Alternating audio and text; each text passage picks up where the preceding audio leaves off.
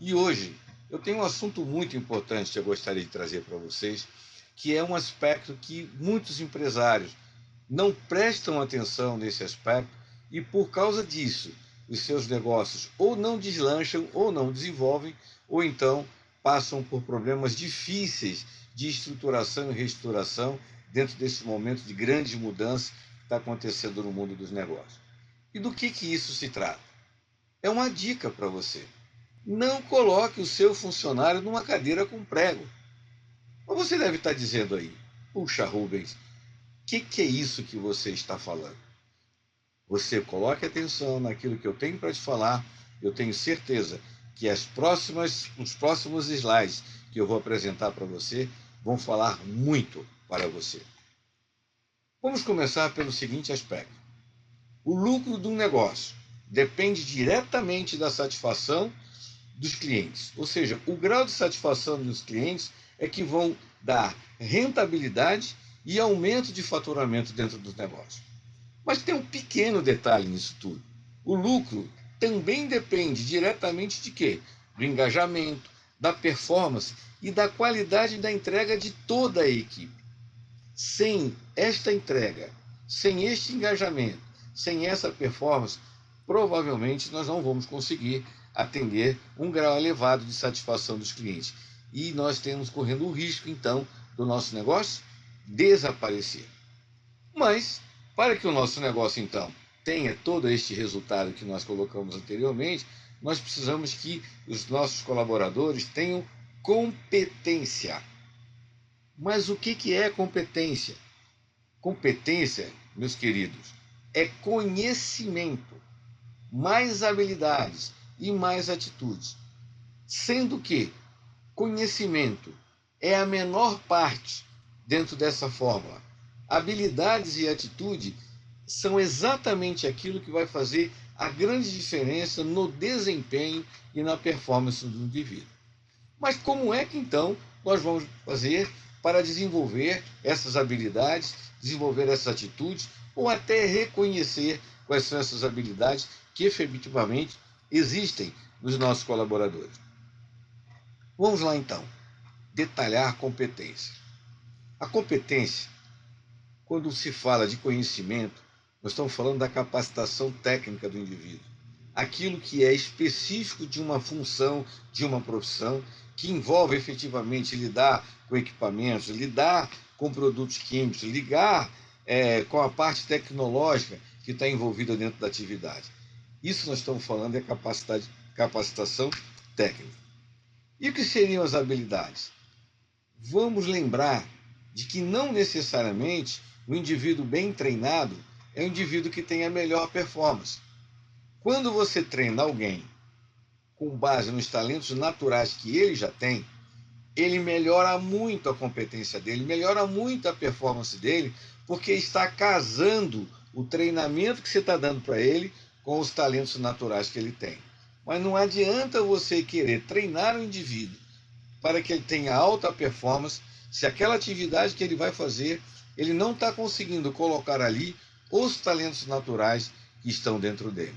Portanto, habilidade é treinamento, mas treinamento em cima de talentos naturais que esse indivíduo já tem. E a atitude?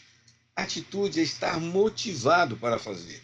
Não adianta ter conhecimento, não adianta ter habilidade, se o indivíduo não tiver motivação, vontade de fazer, mesmo que seja pelo salário, mesmo que seja para ganhar dinheiro, mesmo que seja por qualquer razão, mas ele tem que estar motivado para poder fazer aquilo, senão a competência dele é fraca, é baixa. E eu costumo falar, junto com os clientes onde eu dou meus programas de mentoria ou de consultoria, talvez a atitude seja o elemento mais importante para que você possa desenvolver no seu colaborador. Porque se ele tiver atitude, fica mais fácil de treiná-lo, de capacitá-lo, seja nas habilidades ou seja no conhecimento técnico. Portanto, nós precisamos ter a condição de fazer essa gestão dos nossos colaboradores também com base nesse aspecto de desenvolvimento da competência deles, respeitando esses aspectos do conhecimento, das habilidades e das atitudes. Mas, para muita gente, não tem uma noção clara do porquê trabalhar. Para a grande maioria, trabalhar para garantir a sobrevivência. Até quando a turma pergunta, estou precisando trabalhar, o que você quer fazer, o que você está procurando? Qualquer coisa para ganhar dinheiro, que eu estou precisando pagar minhas contas. Será que o trabalho é especificamente só para ganhar o dinheiro com o objetivo de pagar as contas? Ou será que o trabalho tem algo a mais de que apenas a garantia da sobrevivência? Profissionais que trabalham só para garantir a sobrevivência são profissionais medíocres. Profissionais que têm orgulho de ser útil atendendo a uma necessidade, geralmente são os funcionários, os profissionais que têm maior competência, porque eles têm motivação em serem úteis e colocar em utilidade, em ação, aquilo que são os talentos naturais dele. Então, será que as pessoas estão sentadas nas cadeiras certas? Será que o indivíduo está sentado numa cadeira que dá motivação para ele fazer aquele trabalho? Ele está engajado porque ele gosta, está colocando os talentos naturais dele em andamento, ele sente que ele está crescendo, desenvolvendo, sente que ele está sendo útil não só para os clientes, mas está sendo útil para os seus colegas internamente? Ou será que ele está fazendo uma atividade, cumprindo uma atividade profissional só pela sobrevivência, e ele está sentado, o que eu chamo, numa cadeira com prego? Ou seja, ele está suportando aquela atividade que ele não gosta, suportando aquela atividade que está incomodando muito ele, apenas para poder garantir a sobrevivência. Outro aspecto, será que o skill que ele tem, a habilidade, os talentos naturais que ele tem, a habilidade dele, a motivação dele, estão sendo aproveitados na função em que ele está? Muitas vezes ele gostaria de estar cumprindo uma outra função dentro da empresa que ele já reconhece que o atrai, mas talvez nunca tenha dito, nunca tenha falado, nunca tenha manifestado esse desejo e esse interesse. E lá está ele, sentado numa cadeira com prego, incomodado. Aí vem ausência no trabalho, que são as faltas sem justificativa, ou vai para o médico sem justificativa para conseguir atestado, ou procura um afastamento pelo INSS para poder ficar sem trabalhar, porque na verdade ele quer se livrar daquele incômodo que está causando para ele no dia a dia, mas ele não quer perder o salário que garante a sobrevivência dele. Segundo a Fundação Gallup, nós temos 67% das pessoas sentadas nas cadeiras erradas. Então, na sua empresa, provavelmente, você também deve ter muita gente que está cumprindo uma função só para garantir a sobrevivência, mas ele não está fazendo alguma coisa que dá prazer a ele, que caracteriza ele como uma pessoa de valor por ser útil. E é por isso que nós temos uma grande maioria dos colaboradores nossos no nível operacional, que são pessoas medíocres. Por que eles são medíocres? Porque nem eles sabem quais são os talentos naturais dele, mas ele só sente o incômodo de não estar fazendo aquilo que ele gosta. Mas tem um outro aspecto. O mundo está mudando tudo muito rapidamente. As necessidades das pessoas são as mesmas, mas os clientes estão querendo outras formas para solucionar as suas necessidades. Então, surgem novas necessidades e a tecnologia está assumindo rapidamente os processos padronizados e repetitivos para poder atender às necessidades dos clientes. E cada vez nós vemos mais a tecnologia substituindo profissionais dentro do nível operacional, seja com a inteligência artificial ou seja com os robôs que estão começando a entrar no mercado aí e substituindo, inclusive, muitas atividades de mão de obra, especificamente.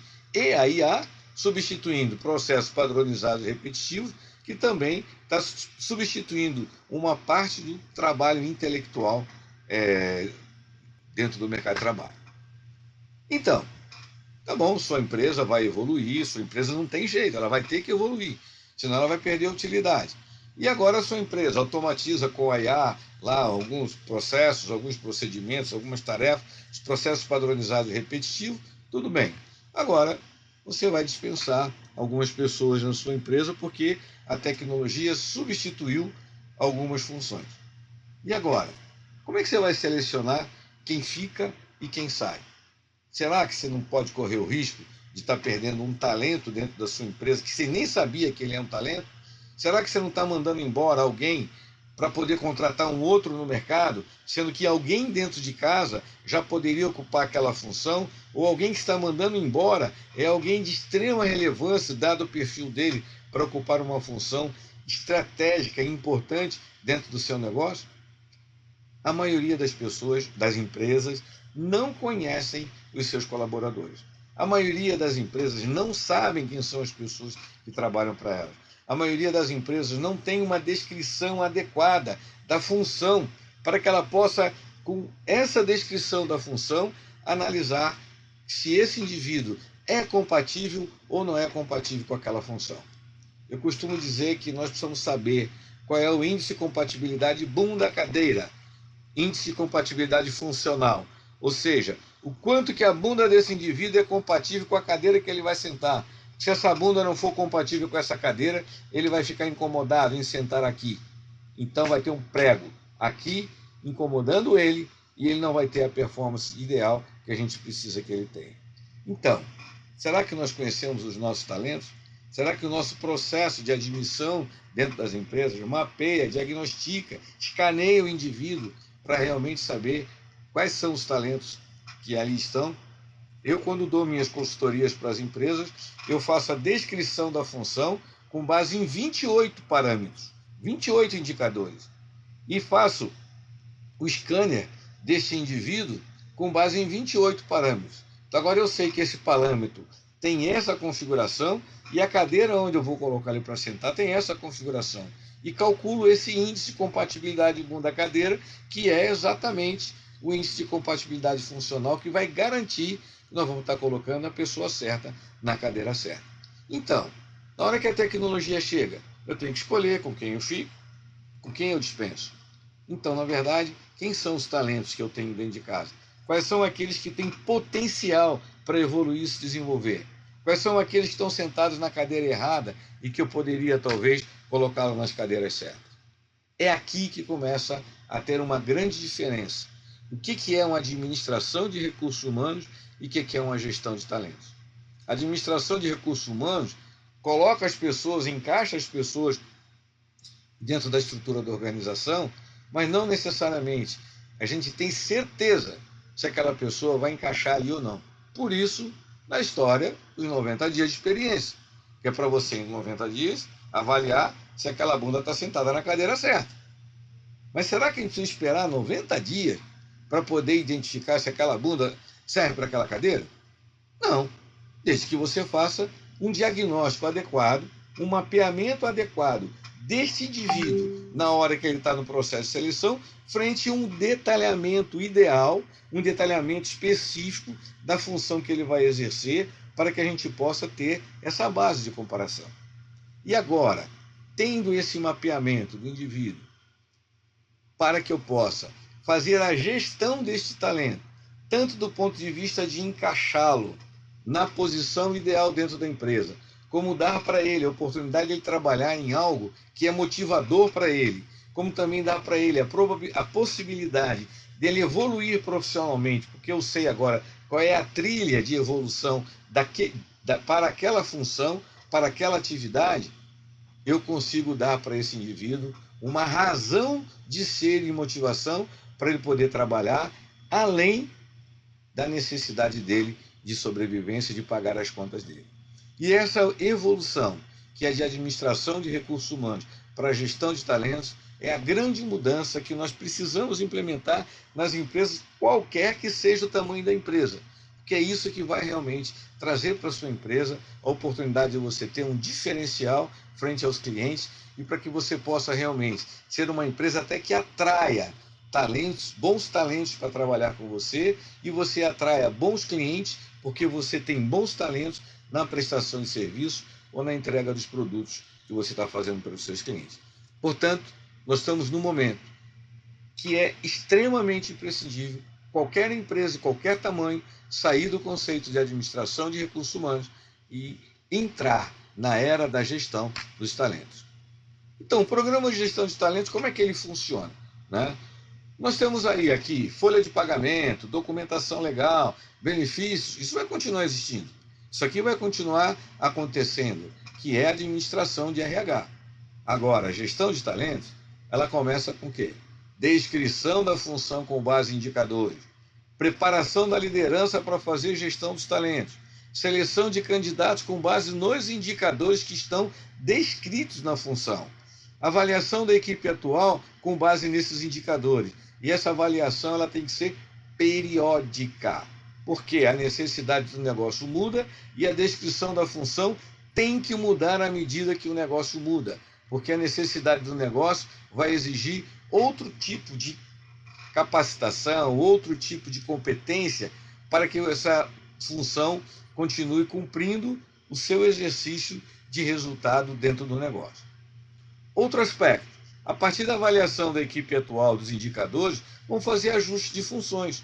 E é aqui que você vai ver quem você vai remanejar, quem você vai manter, quem você vai dispensar, porque agora, quando você estiver contratando novos colaboradores, você já está contratando ele com base nos indicadores e na nova descrição de função.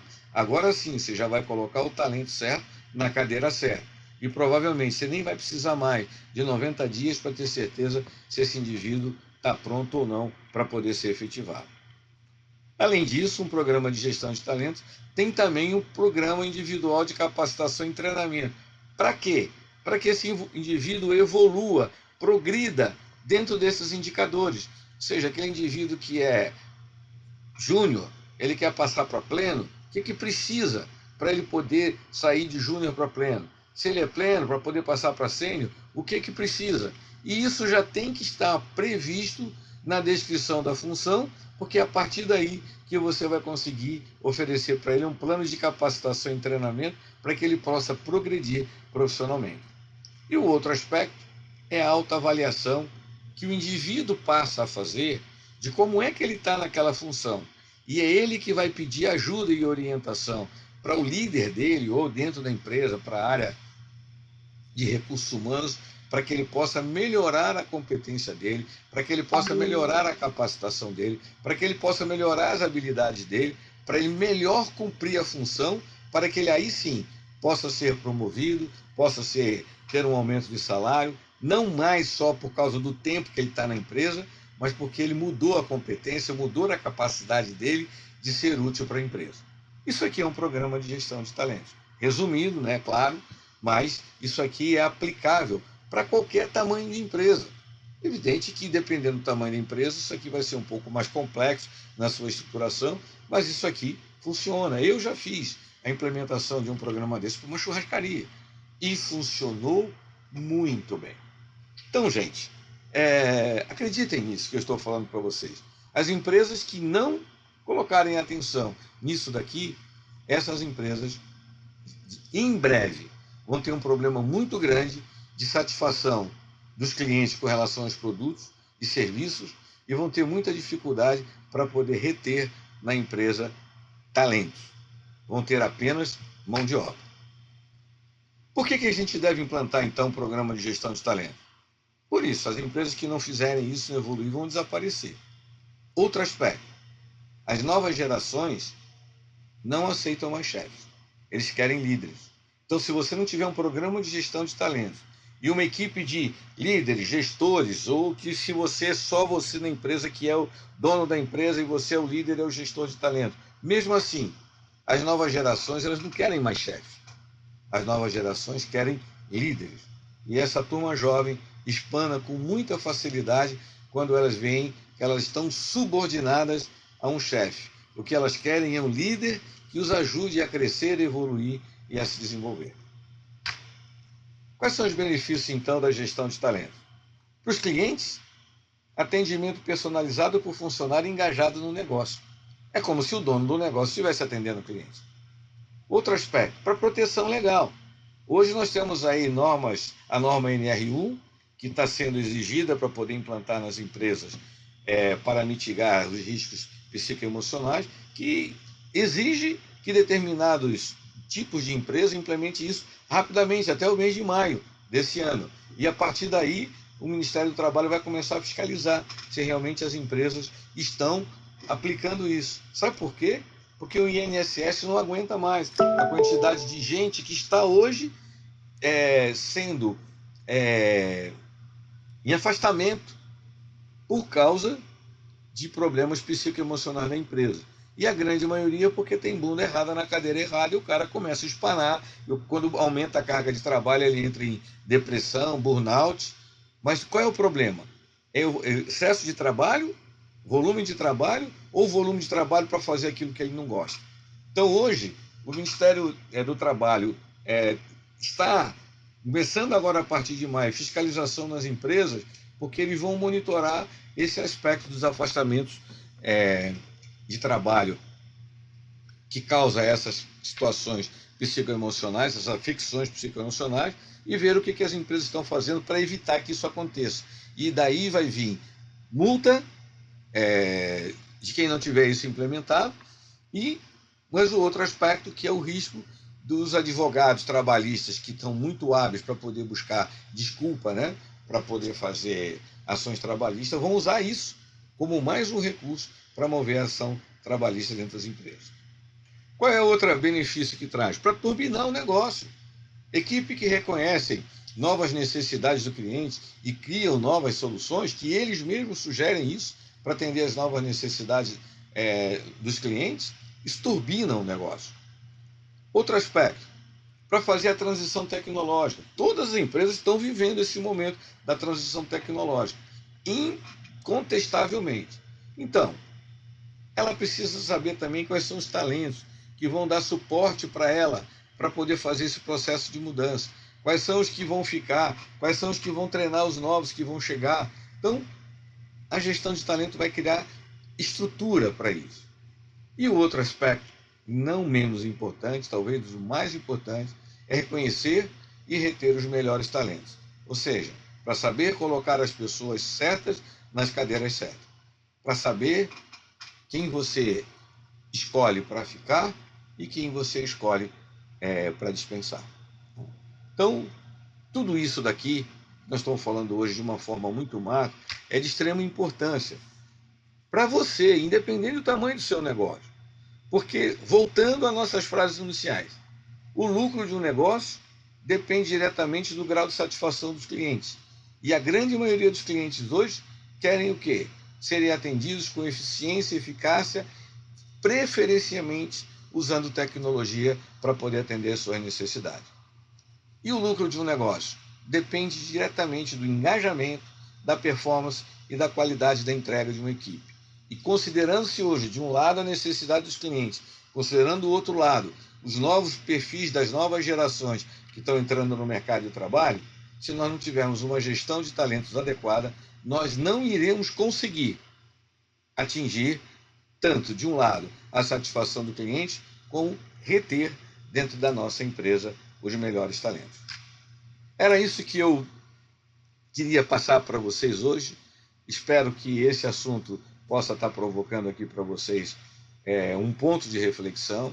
Eu tenho certeza que se alguém de vocês quiserem desdobrar, entender melhor como é que funciona esse processo de gestão de talento, nós estaremos à disposição para conversar individualmente com cada um de vocês, para poder analisar exatamente qual é a sua necessidade, o momento que você está e o que pode ser feito para poder ajudar a sua empresa se fortalecer, dar um upgrade, aumentar a rentabilidade, porque você vai aumentar o grau de utilidade da sua empresa para com o mercado. E espero, certamente, que o negócio de vocês cada vez mais fortaleça, que sua empresa seja um sucesso, baseada na utilidade que ela dá, tanto para o mercado, seus clientes, como também para os seus colaboradores. Um abraço, obrigado, sucesso que eu te desejo.